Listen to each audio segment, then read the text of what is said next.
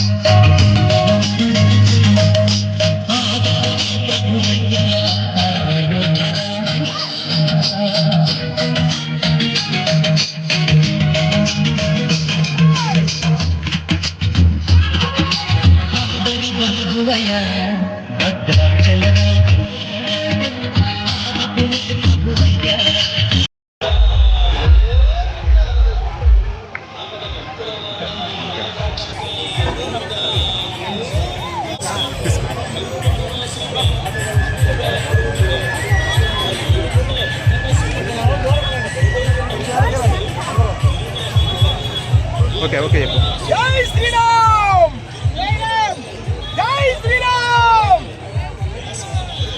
కట్టి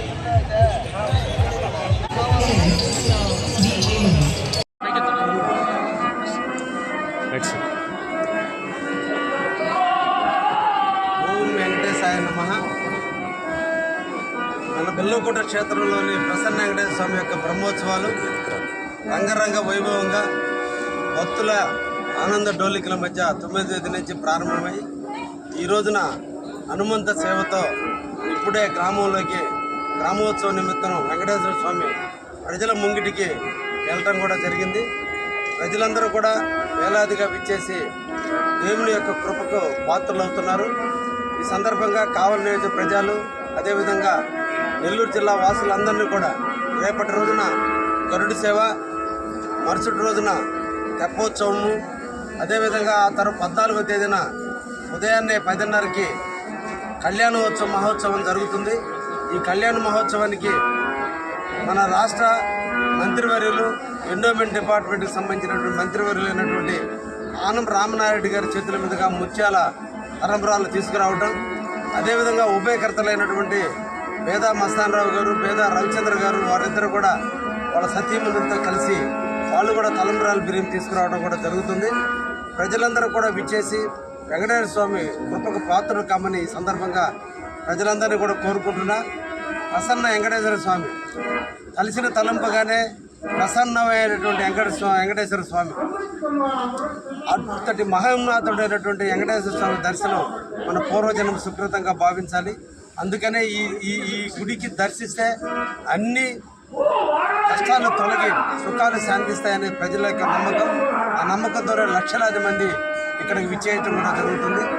నేను కూడా రేపటి నుంచి దేవుని యొక్క కింకరుడుగా, రేపటి నుంచి దేవుని యొక్క సేవకుడిగా ఈ 3 రోజుల పాటు ఇక్కడే ఉండి సేవా కార్యక్రమాలను మేమందరం కూడా పాలు పంచుకొని ప్రజలందరికీ ఎటువంటి అసౌకర్యం జరగకుండా అన్ని రకాలైన సౌకర్యాలు అందిస్తూ ప్రజలను దేవుడి ముందుకు తీసుకుపోయే దాంట్లో అందరూ కూడా కార్యకర్తలు, నాయకులు, మా వాళ్ళు, వాలంటీర్లు అందరూ కూడా నిరంతరం కూడా మీకు సేవ చేయడానికి సిద్ధంగా ఉన్నారు. తప్పకుండా దేవుని ఆశీస్సులకై తప్పకుండా తరలి రండి అని చెప్పి సందర్భంగా ప్రజలందరూ కోరుకుంటున్నారు. ధన్యవాదాలు.